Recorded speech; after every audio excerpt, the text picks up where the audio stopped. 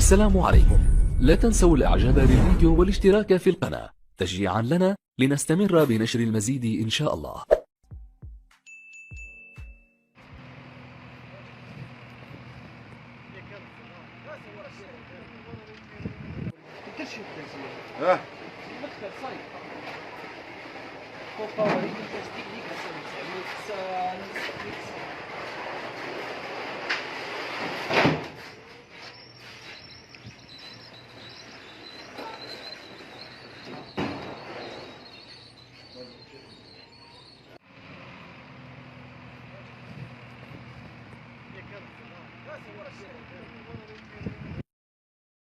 مربي الدواجن بمشتعل البيضاء.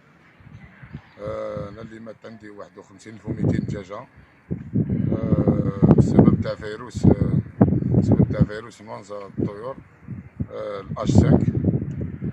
نطلب من رئيس الجمهوريه وزير الفلاحه يمد لنا يد المساعده.